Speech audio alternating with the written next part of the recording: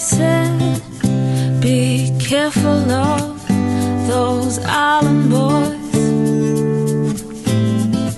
Little girl, use your head, they will tear you up like a paper toy. Oh, no, no, no. Yeah, yeah, yeah, yeah. Oh, no, no, no.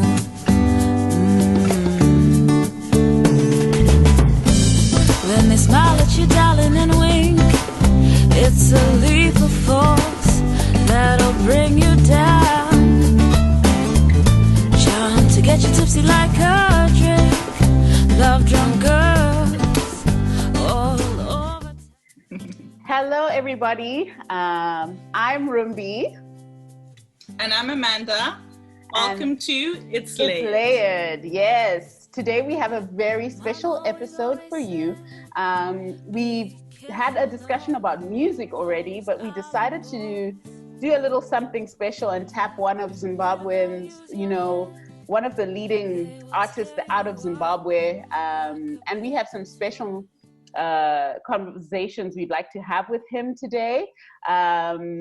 His name is Audius Mtawarira. I think a lot of us will know him. Amanda, Yes. Do you remember your first sort of memory of hearing Audius's music? Oh, gosh. I don't think I can go into urban grooves without talking about Audius. Like, he bridged the gap for me. You know, like when you're home growing up, all we had was like Black American music and that whole influence. And you just thought, as much as I can relate to this, it's not my own. Then hearing Audius on the airwaves just cemented, like it just, so I feel like even though he obviously does not know us personally, I have such a strong connection to his music because he made me feel like I belonged. And I think that's really important, and especially in Zim music, to have someone actually quote unquote make it was beautiful for all of us to see. For sure. And I agree totally. I remember hearing his music and I felt like, man, we can do it too, because I feel like, as we spoke about in our music episode, that Zimbabwean music felt sidelined, but Audius managed to sort of give us this crossover artist vibe. Like, we're cool, we can be seen, we can be heard in our own way. So definitely, I remember, I don't know if I'm allowed to sing, but there was this, if only you knew.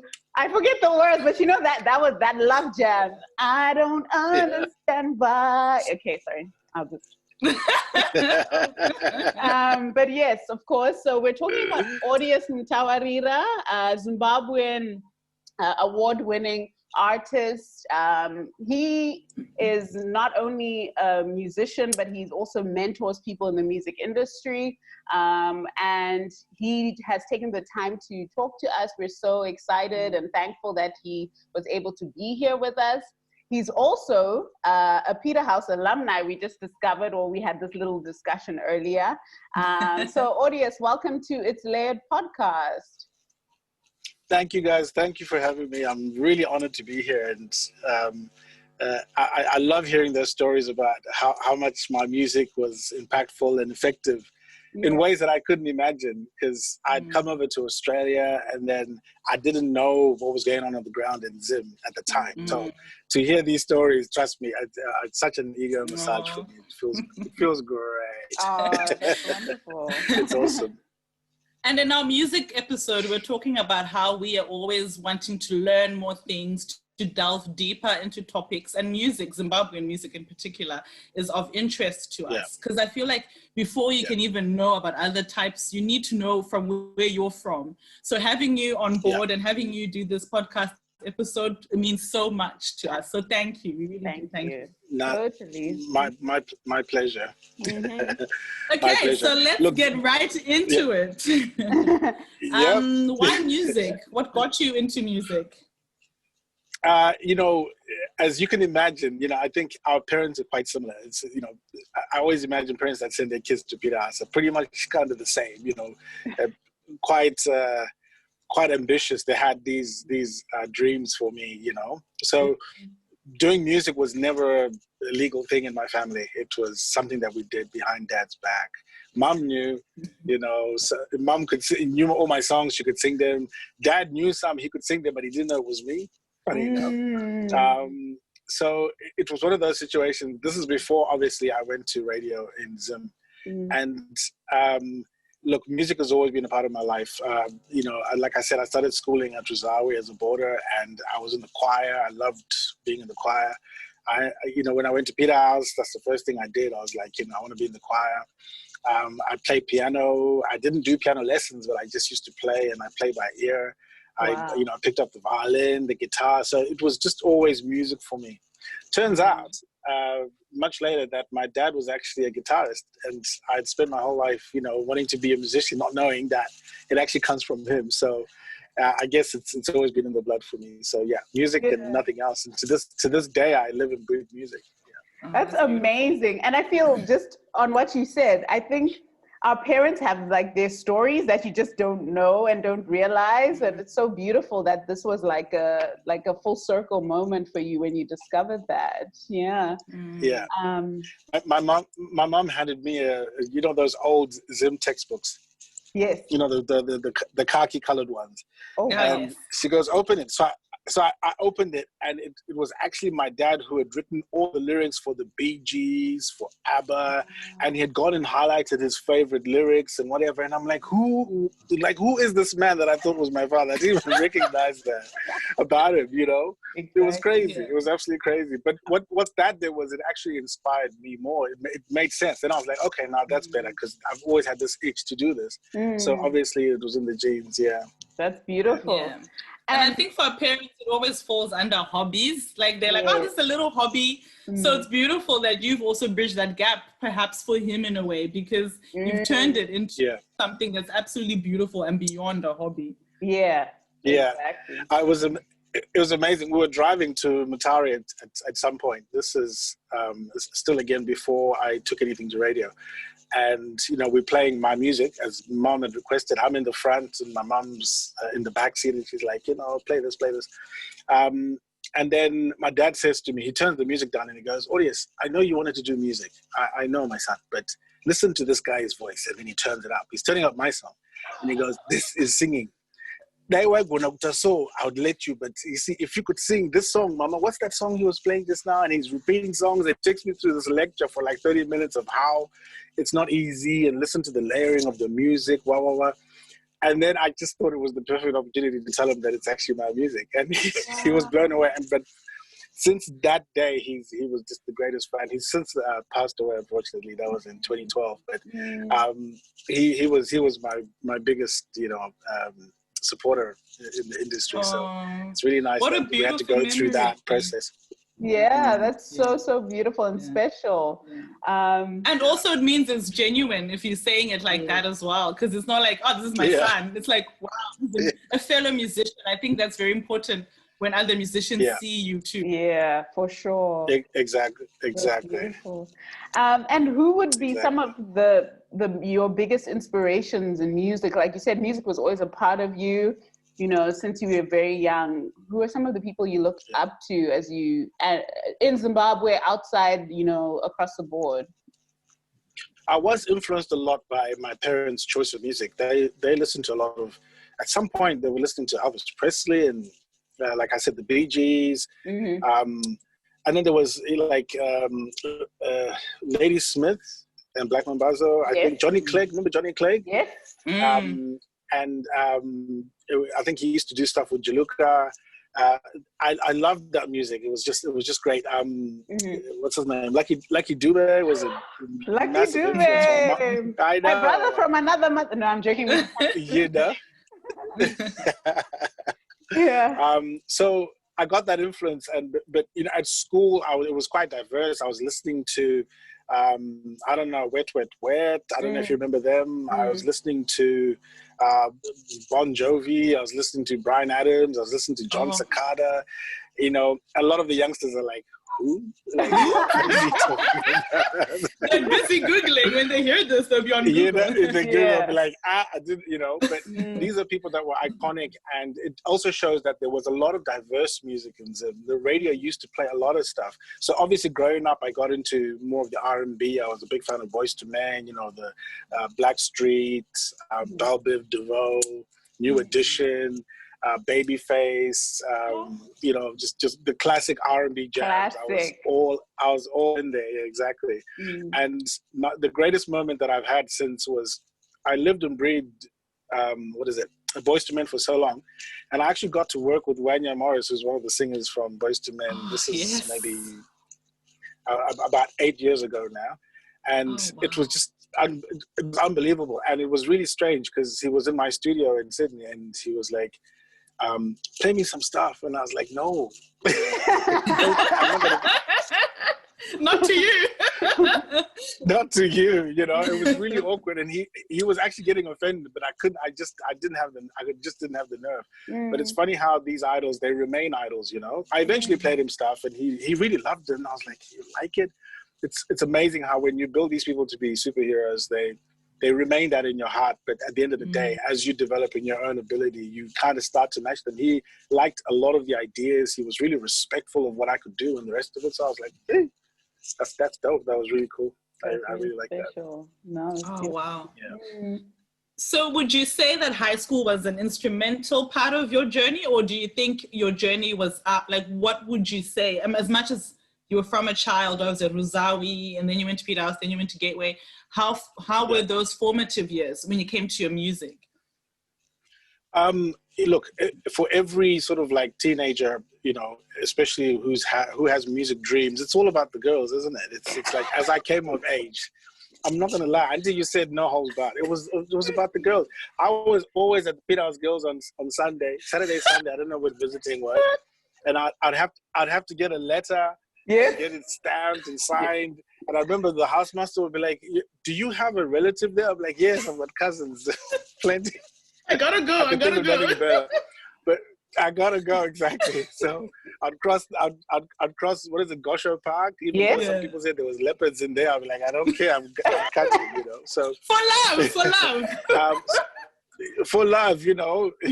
Love is all. So I wasn't, so as I, you know, growing up at that time, I was inspired by what music meant. And I remember the one time I was at the music school at Peterhouse Boys, and I think it was the 5th form and 6th form girls used to come to school at the boys' school. And they would catch the bus, I think, behind the music school. And I would always be in the music school playing the piano. And the one time, the room I was playing the piano was full of girls, and they were like, oh my God, he's so cute, he's so shy. And I was like, so play us another song.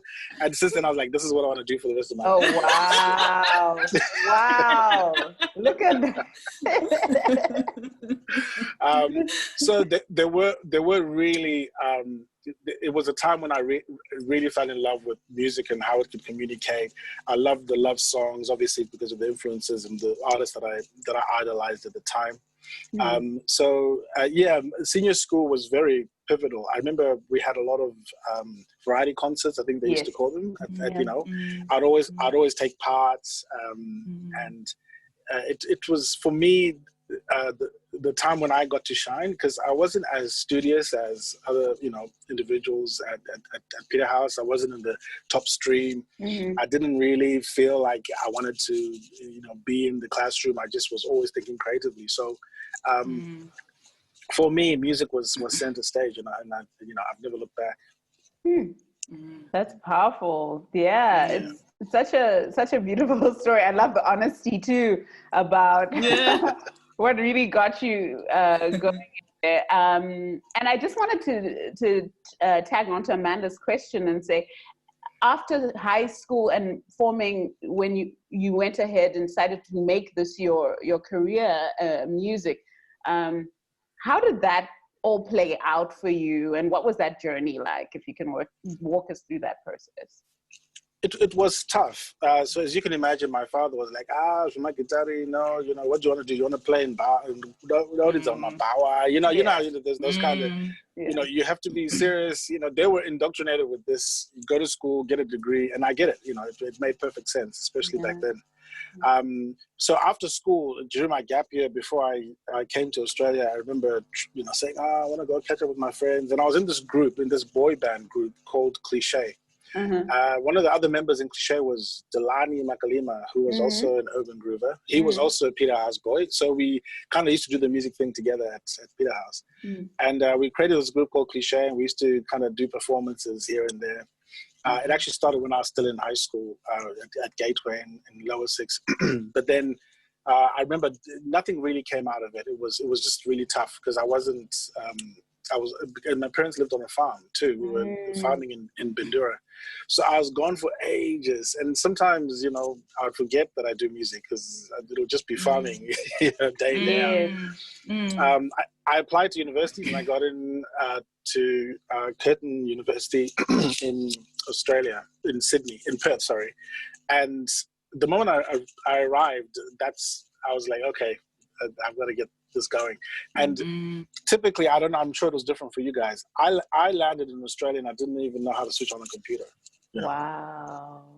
Computer classes at Peter House at that time were like, okay, stand in a line. I remember the computer room was next to the tuck shop. I don't know if you remember, at the boys' school. And I think only 3 people could fit in the room, and you'd walk in and it would be like, okay, press enter. You press enter. Okay, well done. Now get out. Next 3. That's what computers for us.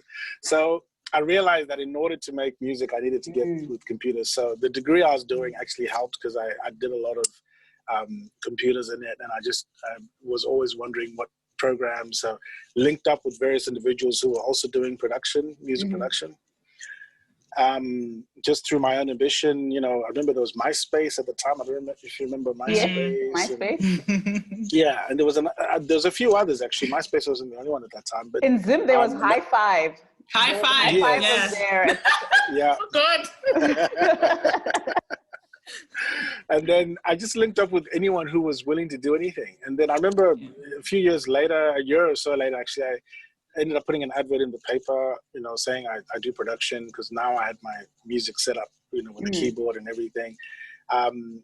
Because I realized I couldn't, my parents sending me money all the time. I'm from a family of 6. I was like, I need to do something to alleviate. So I wanted to, start becoming more independent.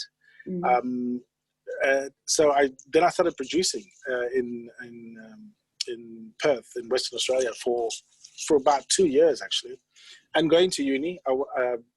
And it was really difficult because I was always ambitious about music and I couldn't let it go. And at the same time, I was supposed to be attending my classes, so I managed to scrape through and do both. But by then, I'd done a lot of work with local artists, and a lot of my music had been sent as demos. Back in those days, you used to make a CD, print a few pictures, put a few chocolates in the package, and send it to the A&R. You know? Yeah. So,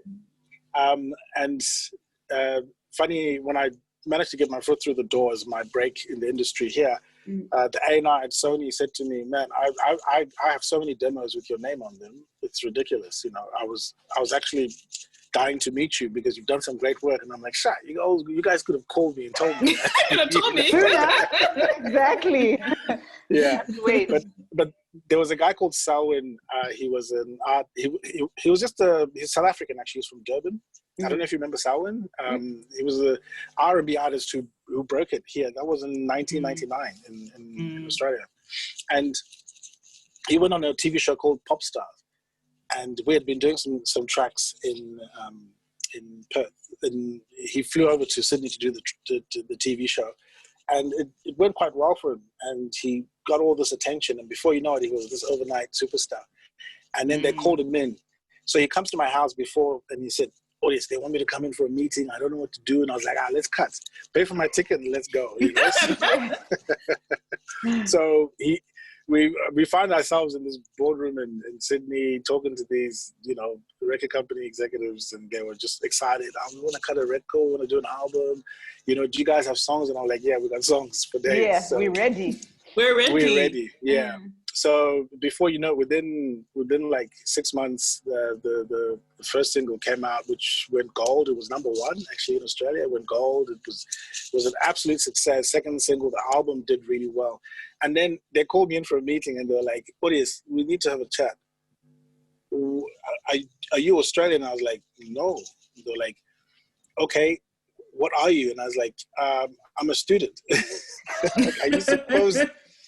are you supposed to be doing all this? And I'm like, I don't know. You asked me to make an album and I made an album for you, you know? Yeah. So it got really complicated because my visa and everything. So I actually had to go back to Zim for about 8 months as they tried to change my visa status, you know. But they used their influence and it worked out pretty good for me. So when I came back to Australia, I just went straight back into it. I set up a studio here in Sydney and I started working with pretty much everyone. I was in-house producer for Sony for 4 years, and I was actually working out of Sony Studios, but I had my own studio as well. And then I came out of that and I started working for Sony Publishing, and then also doing my own production work in 5 Dock in Sydney. So it was just such a, it happened, like you said, I was ready. And I'm always talking about being ready, being important. And that was the big lesson for me, because all that, you know, bashing my head against the wall, you know, it actually turned out pretty good. Wow. Yeah. It meant that by the time they expected something from me, I had something to give them. Yeah, I've really been following your Instagram and you saying all of that, being ready. Like, you know, creatives always talk about, oh, if I was given a chance or if I was lucky, but you always really get into the delving deeper into it about how you need to be ready. Then the opportunity, it will present itself, but you need to be ready to grab it. And I really, really do. It sounds, from your journey, it sounds like that's exactly what you did. Yeah. And seeing even in Australia now, I'm thinking, wow, so we also have the Zim connection, but also in Australia, you're right. Salwin, Delta Goodrum, Jessica Marboy with Fluoride. I remember all of that. Wow. And like, landed in Australia, now we're going to the clubs. It was nice to be like, I know this song. Like, you know what I mean? Like, again, feeling like a part of home was always with you. And that's the beautiful thing about your music. You always make us feel like we belong. So kudos. Thank you so much. You know, I went back, that was, this is after Salwin's success. I went back to Zim. This was 2001. And I had all these songs that I'd done that I hadn't given to Salwin, because he was an R&B guy. So he pretty much inherited my previous album for his first album. It was all songs that I'd done for myself. And I was like, dude, they want songs, just give them these, tell them, you know. Because I didn't want us to have to say to them, okay, we'll get back to you. I was like, just call them tomorrow and tell them, just send them, you know. And they liked them, and, you know, which was good. But then I go back to Zim, and I'm telling my parents, you know, this is what I'm doing. And then still at that time, it's like, you know, we don't want to hear about it. And I'm like, okay, it's pretty big, but anyway. Then I thought, let me just take some of these songs to radio. So I took If Only You Knew, and there was one other. I can't remember actually, because it didn't really take at the time. And I left pretty much 2 days after I'd given the song to the guys at ZBC at Power FM, 3 FM. Power FM, Power FM, yeah. So, sorry, it's jingle. So it turned out to be just amazing, because I was enjoying all the success in Australia, but then it was blowing up. So now I got, you know, people calling me, you know, in Zim saying, you know, this is really happening, doing interviews and stuff like that. And I was like, so it really felt like my time, you know, 2001. 2002 was my success with Delta Goodrum. So that it really, like, I was on fire. I was, you know, I really felt good about what was going on. And, but I never really lost that desire to be providing content for Zim. I'd have to admit, though, over the years, you know, because there was a lot of expectations in Zimbabwe that I never met. As in, I never did enough live shows. I didn't feature enough. It almost seemed like I was snobbing the Zim industry. But it was hard for me to understand exactly what was going on that side. I was like, okay, they like it, you know. It's only when I went back and I felt, and there was like an entourage at the airport and people were like, whoa, and I was like, this is actually a big deal in Zim as well, you know. Yes, it was for us. We're waiting for it. It really was. It really was. but it was hard for me to judge, because for me this side, it was a career that was paying. You know, it was for me that was like, okay, this is what's working. And I wasn't an artist here. I was producing. I was behind the scenes. And in Zim, what was happening is more what I wanted to do for myself as an artist, but I wasn't there. I was here. So as you can imagine, I was really torn and felt like I neglected the Zim industry by not being as present at that time. Yeah. And I think your true fans know. Yeah, you're true fans. But I think also you speak to the exact conflict of, anyway, being in the diaspora. There's always there's this constant pulling apart. You know, your heart is one place. You're also here, so making those decisions is always really, really difficult. It's never easy. But how would you say, from your perspective, how do you feel Zimbabwean music has evolved over the years? How have you seen it evolve over the years? I've seen it evolve, you know, really nicely. I think, you know, it took a bit of a hit during the worst of times, because they kind of wiped the slate clean. You know, from a music perspective, you know, like the stations stopped functioning as they used to. That as we, you know, remember, growing up, we had every, you know, we were as current as anywhere. You know? Yes. And then Zim kind of fell back quite badly. And the biggest tragedy that I saw, because I forgot to mention before, Fortune Barutza, Bundu Boys, you know, those are the kind of artists that I loved in Zim as well, because my parents listened to local music as well. Some of the more local stuff I was like, yeah, nah, sorry, that's not for me. But yeah, I think we all can relate. But I had a respect for how far these guys got. They got really far with it, you know. Anyway, you know, just looking at what their careers were and what success meant for them, as compared to what success means for an artist now in Zimbabwe, it's worlds apart, you know. Zimbabwe had a much better internationally, you know, motivated bar of success. It wasn't so locally, I don't know if you know what I'm trying to say. So I feel as though we have all the talent we need in Zim. Like there's so much of it, like so there's plenty. And I think we got onto this thinking that we don't have enough, like we're not as good. I don't know why that happened. And then we started just acting like if anything is half decent, we need to jump on it. Meanwhile, we should have carried on being very selective, as the industry had always been, like only allow the best to come through, you know?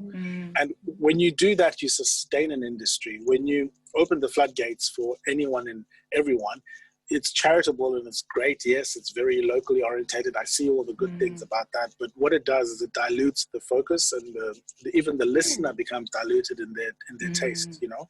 So I used to give the example that it's like a paddock, you know, with grass. If you really want to grow, you know, I'm a farmer, see? Yes, I could. I was about to say. No. One away, we see.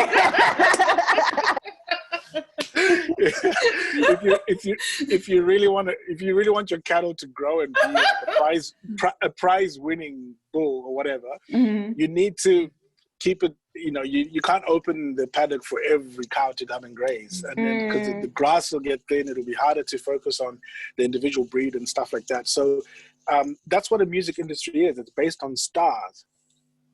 Now if you have too many stars, they no longer shine, you know. Then it's just like, didn't give from such and such. It's no longer a big deal, and the novelty wears off.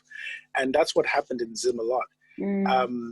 And it just took on a really different kind of picture for the whole industry. So I actually watched it turn into that. You know, I watched you know, how professional the radio stations were and their conduct, or the radio station was and its conduct. And how it was really difficult to get them to play anything. And they were very selective and very organized. You know, you'd sit there and you'd have to sell your single to the programmer before it was aired. Like I'll be like, they'll be like, okay, what's your new song? And I'll be like, I've got this track. They'll be like, okay, play it for us. And on one or two occasions, they'll be like, you know, this is not going to really work well with our programming. We're going to have to change and program you at a different time.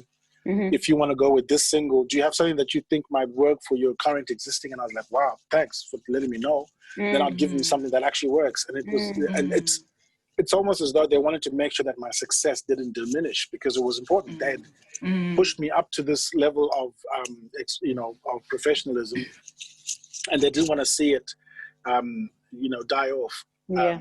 So the staff in these places were very well, educated in what it meant to sustain the station and the music and the programming and stuff. Even the charts were very important in Zimbabwe. You had the top 10, the top 20. When I left Zim just now, that was 2017, they didn't even have a top 20 chart that was recognized Zim-wide, it was like, so things like that. So the programming definitely has let Zimbabwe down. How do you, having been through all of that, how do you see the current Zim music scene? So currently, obviously, we do have Zim Dance Hall and all these other artists that are emerging. Are you quite tuned in with that, or? Yes, I'm really tuned in. I'm always like, I follow all the big pages for Zim, and I try to see what's going on the ground there. No matter how long I've been in Australia, which has been a very long time, I still feel like, I always say to people, I still think in Shona. My kids know that, like, when I start speaking Shona, it's serious business. Exactly. So I love Zim, and I really love to know what's going on the ground. So I don't always agree, or I don't always think it's good for the industry. I think the problem still remains. We are trying to promote what works inside Zimbabwe more than what works internationally. So I'm thinking, if it's a clothing brand, forget that it's music. If it's any brand, for instance, I think we should look at its exportability. We need to be able to compete with the rest of the world, so that we bring the world standard into Zimbabwe, and also bring Zimbabwe's world standard artists to the world. One such artist that I'm quite proud to have been associated with was Shasha. I don't know if you've heard of her success. Oh, yes. We love Shasha. Yes. Yeah. I took Shasha around to the radio stations. This is 2017, 2016, and they were not interested. They were just like, Audius, we're thinking this is soft. I was like, guys, I know we want some, that's what I got. And I said, this is who she is. We could get her to sing stuff that's not for her, but this is her expressing herself, her musicality as an artist. Take it from me, if I was in Australia and I took her to Sony Music, they'll be very interested in her. So from an international point of view, something like this does work. We just need to be willing to promote it. I got the usual statements, and now that she's blown up, I'm just so surprised to see how they've embraced it completely. So it's really sad that a Zimbabwean artist has to go outside to get respect in Zimbabwe. It's or they just have to do some really crazy things in Zim, and then they'll get respect in Zim. For sure. It's quite interesting. I watched a bit of an interview of Shasha with, she's a celebrity, presenter, Marco Ndlovu. She's based in the United States, and they did an Instagram interview. And Shasha kind of alluded to having to move to South Africa to get the traction that she needed in order to get her music out there.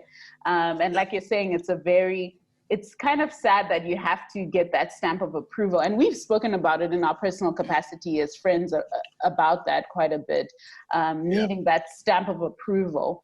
And we also spoke a bit about, for example, bodies of work. I know, for example, we have Takura released an album recently, Star Signs, and that's a body of work. But I feel there isn't that mindset of body of work in Zimbabwe by artists. It's just like, let me release a song and that's a hit. And then, okay, next song, that's a hit. I think obviously you have your maybe job praisers, some artists who are doing bodies of work. Do you think that also ties into what you're saying, just this idea that anyone and everyone comes in and does that does. That ties into it a lot. bear in mind, however, that the nature of the industry has changed because of that. Sales now is not on CDs or cassettes or bodies of work. You don't really get to sell that anymore. You get to sell individual songs. So even out here in the industry, even in the States or wherever, the focus for the labels is now, unfortunately, more on singles than it is on albums. Unless, like you said, it's for the big artists who have that following of people who will go and stream or download the entire album. So for the emerging artist, for the independent artist, it is a singles life, because you're not going to sell people your album when they're not following your singles, if you know what I mean. So I can understand why artists have chosen to do that instead of what do you call it? Instead of actually doing bodies of work. But I had a friend just the other day who was looking for an old Sting album.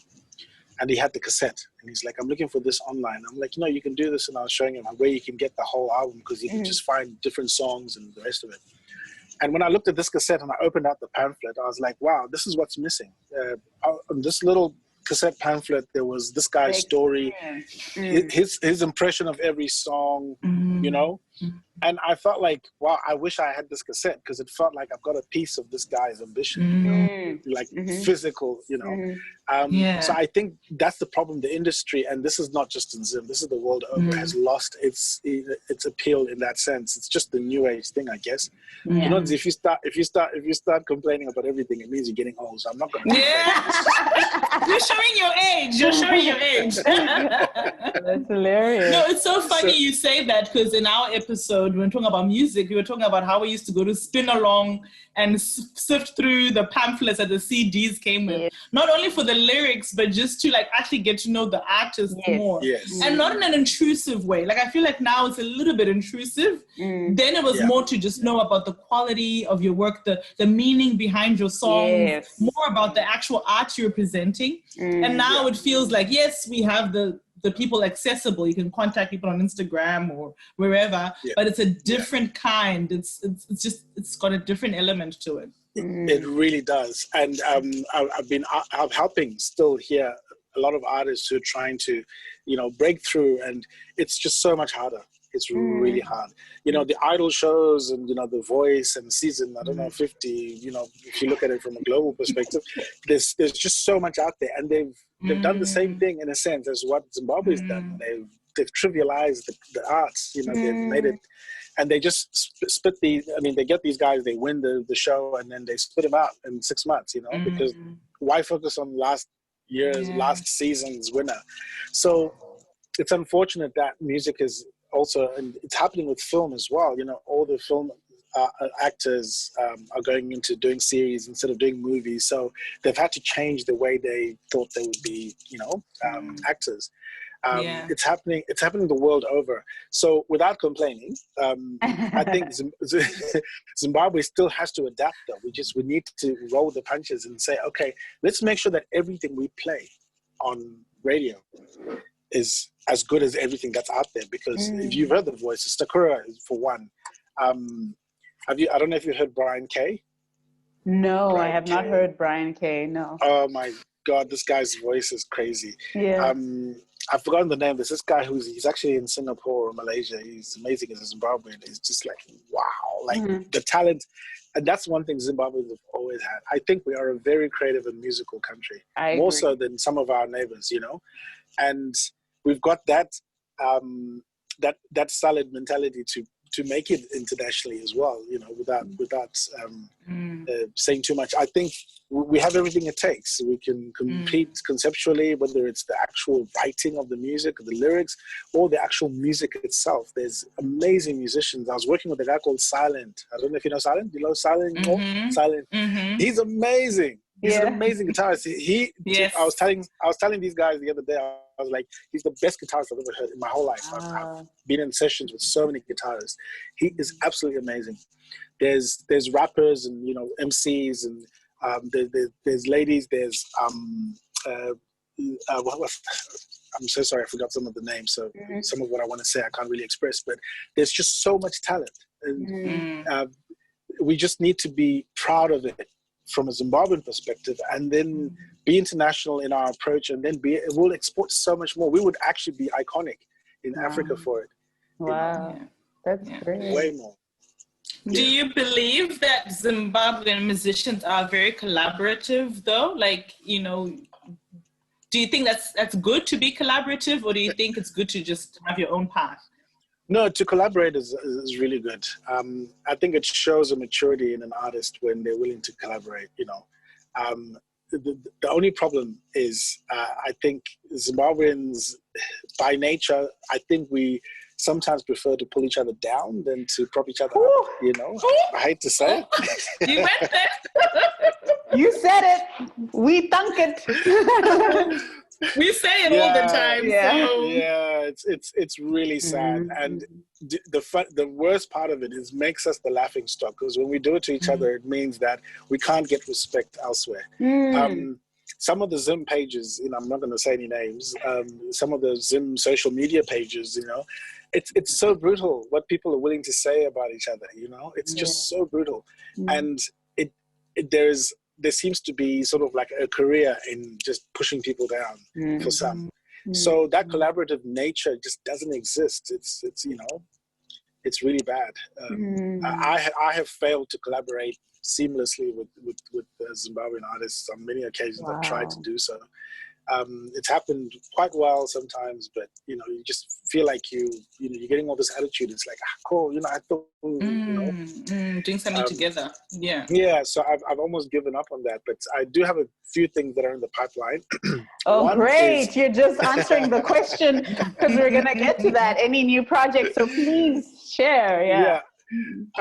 This year was a strange year, as I was saying before. It's you know, 2020, I think a lot of people are going to be talking about it for a long time. And it's a year that I found I got a lot of time to focus on myself again. As you might have noticed, I haven't released a lot of music lately. But then I was at home and on lockdown, and naturally I just started focusing more on myself. I wasn't doing these projects for other people and the rest of it. And I collaborated with a guy called Shona. His name is, he used to go by DJ Shona. Now he just calls himself Shona. I don't know if you know him. He's a great MC, not an MC, sorry, a DJ producer in Johannesburg. He's really good. And he sent me some tracks, and I was like, dude, let me just do some vocals to these and just put them out there. So we kind of embarked on this conscious project that we've been doing. It's been a bit tough because I think it's just we're trying to basically sell people something quite new, but I loved how it freed up the expectation of who Audius actually is. So I just got to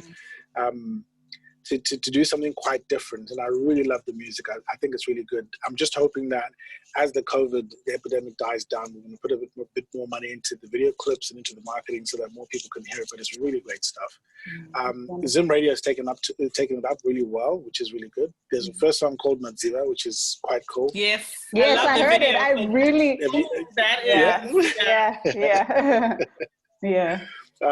and there's another one called Sungatega that we're going to be pushing soon. Madziva has been accepted on Channel O and Trace, so they've been playing it extensively there, which is really cool. But what it does is it does what I think more Zimbabwe should be doing, attacking the external market and just giving it a go, you know, getting some presence, making some traction. So I've done a few interviews with some of the radio stations that side, and they're very receptive to it. They actually have a lot of respect for Zimbabwean creatives, you know. Even on Channel O and on Trace, they don't speak of Zimbabwe like they were about 5-6 years ago. Enough guys have come through and with really good video clips and good concepts. So we're getting there. It does shine a good light on what's happening in Zimbabwe, I reckon. That's beautiful. But at the same time, I'm working also on my own album, which should be coming out on my son's birthday, which is on the 10th of November. So in a few days, on Tuesday, I'll be releasing my next album. That's insane. We'll be looking out for that. Yeah, that's incredible.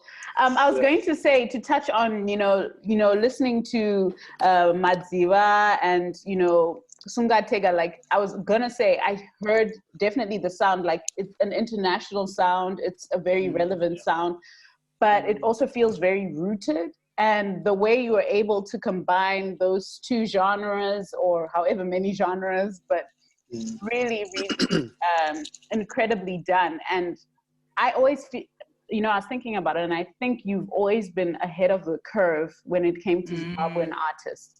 In that, you know, we spoke about hearing you first when we were in high school, and how you felt like what we had heard, but that wasn't coming out of Zimbabwe. And similarly, when I was listening to these new tracks, it felt like, wow, this is what is happening in the rest of the world. We just don't hear it coming out of Zimbabwe. So I feel like you're always kind of pushing the envelope and going beyond the constraints that a lot of people define for themselves, which is really beautiful.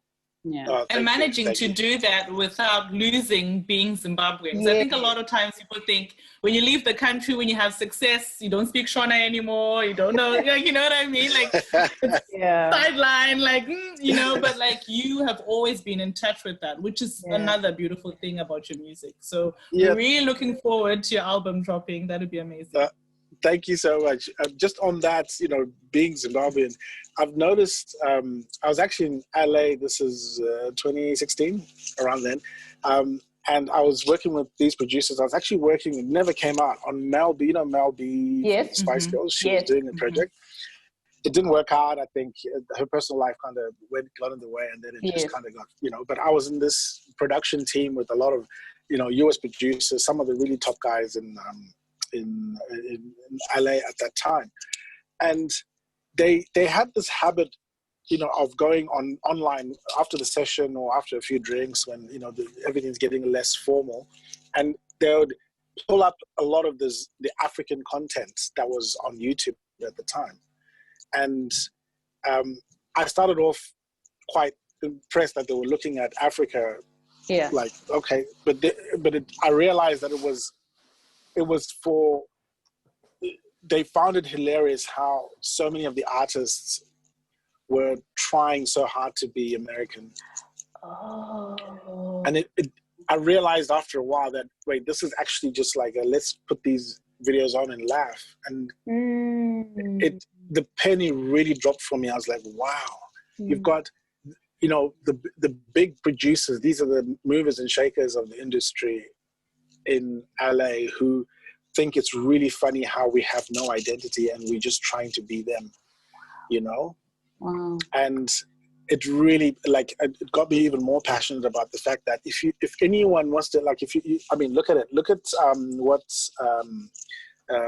Davido has done, for instance, or he's predominantly African in his style and everything, but he's embodied all the other influences that he has, and it's taken on, and they love it, and they respect him for it. So they're like, man, you're not trying to be us, so come and do it, you know? Yes.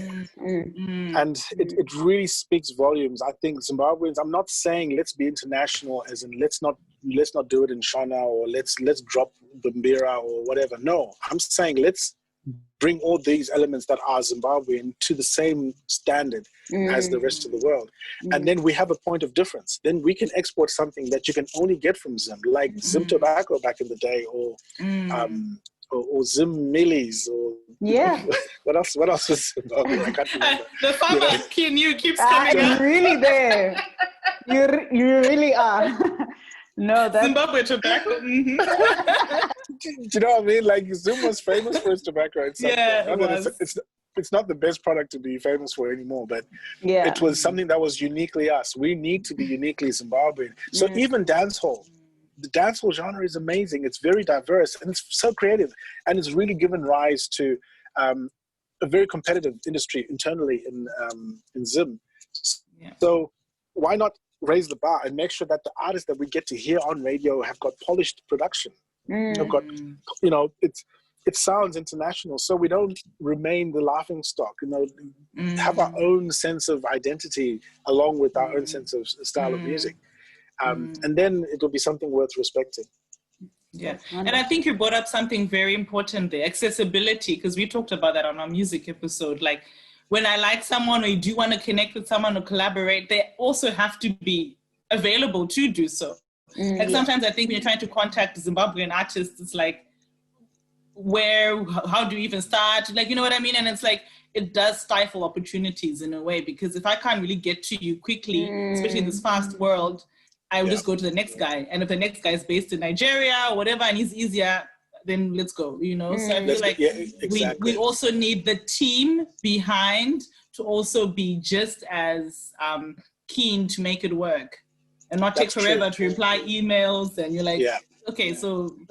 No, 100%. So you're right. The structures have to really, it's like what I was saying before about the staff working at these radio stations or media houses before, even just doing simple interviews. It was so formal before. It was structured, you know.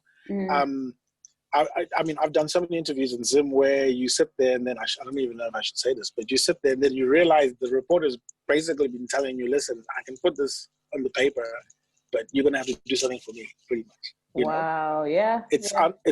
It's unprofessional, and it makes me think, okay, if I start paying for press now, then I can't stop, you know. So I'd always say to myself, you know what, I'm not going to do it. And a lot of people actually thought that the success that I enjoyed in 2001, 2, 3 was because I was paying DJs to play my music.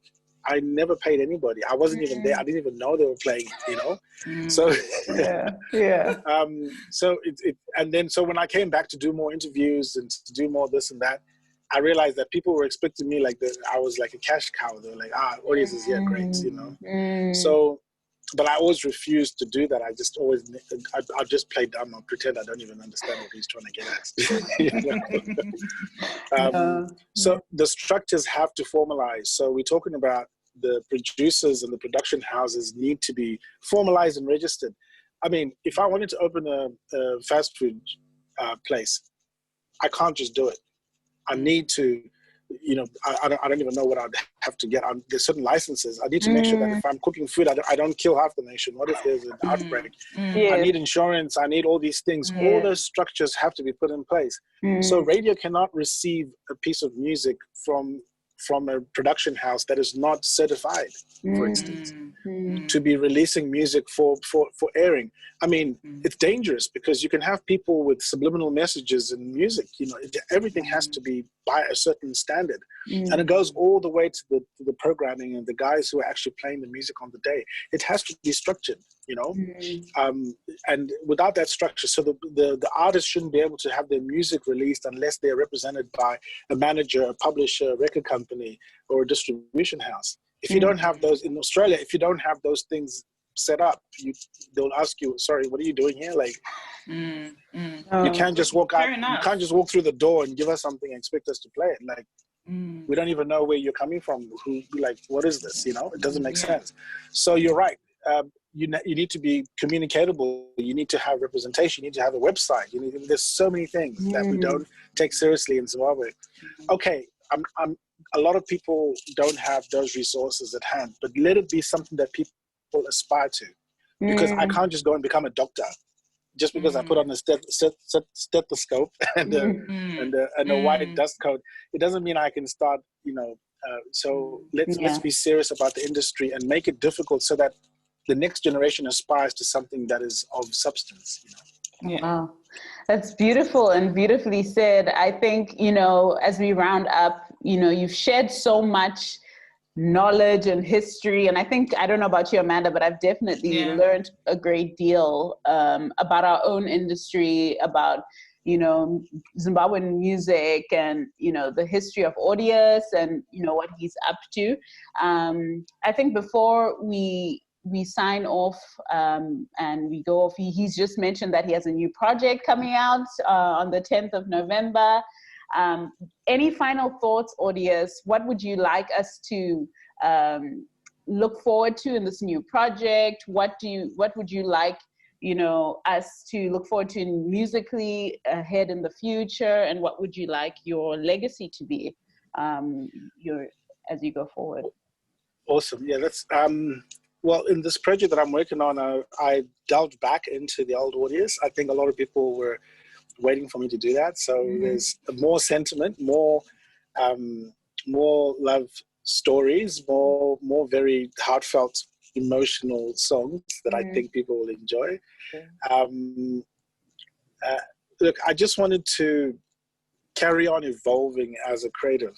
you know. As every creative should have the right to evolve and to try things out and try new things, but because I couldn't carry on singing the same music over and over again. And when I went back to Zim, admittedly, because of what was happening on the ground, I tried to adapt my music to that because I realized how everything else or anything else was not being taken seriously.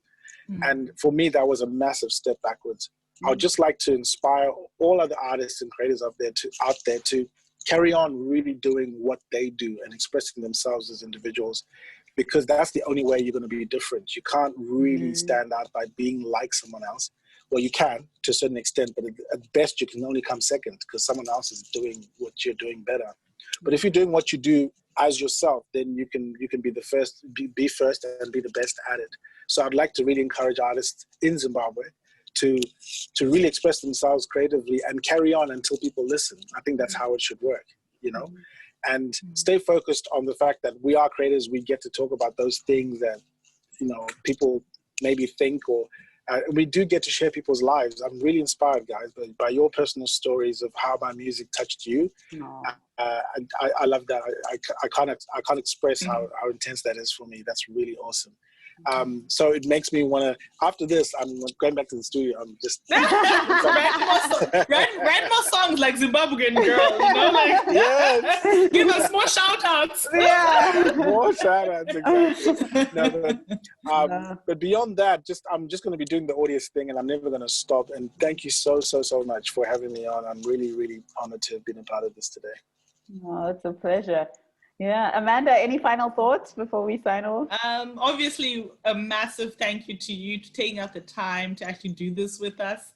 I mean, podcasts are supposed to last forever, right? So who knows who's going to ever hear this, who needs the inspiration, especially in a creative space, especially coming from Zimbabwe. You always feel like, you know, you're solitary, you're all alone. But having someone like you pioneer and mentor is just amazing, and we really, really do. Thank you. We'll be watching, we'll be cheering on, and we wish you all the best. Thank you.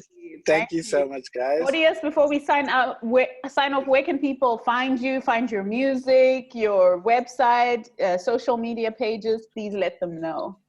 Yep, sure. Look, I'm pretty much everywhere. The main problem, actually, this is so good. I've always wanted to say this, you know. My socials have always suffered for one main reason. People cannot spell my name. Can you believe that? And yeah, my name has always been a tough one. So from people thinking my name starts with an O to AUDIOUS, I don't know. There's so many different spellings for it. But my socials are quite simple. If you type in Audius, you'll get everything from Wikipedia to my Facebook handles and the rest of it, even Twitter and Instagram. I've kept it really simple, but spelt my name AUDIUS. That's how my name is spelled. And you know, you can pretty much find me anywhere. I have a website. It's www.audiusonline.com. My Instagram handle is _Audius. But like I said, and obviously Facebook, it's just /Audius or Audius Online, and you'll get me. My music is available everywhere.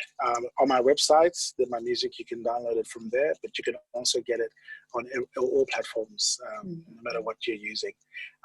It's a bit tricky these days because some things are only available in some territories. I don't know why they're doing that. I've been finding them all the time. Like, they're like, okay, you're in Australia, but you want your music available in Zimbabwe. I'm like, is that so hard? Yeah, exactly.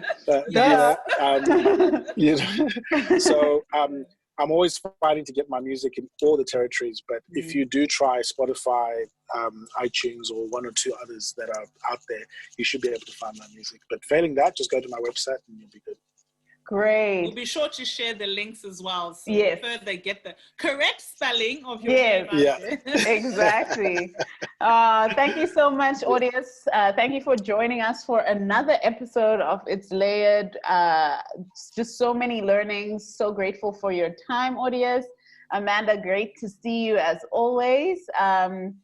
Stay tuned to us for the next episode. We are It's Layered. That's ITSLAYERED on Instagram. And our email, if you want to shoot any questions to us, it's layeredpod, ITSLAYERED pod@gmail.com. Thank you again, Audius. Thank you, Amanda, and see you soon. Thank you so much. Bye. Bye.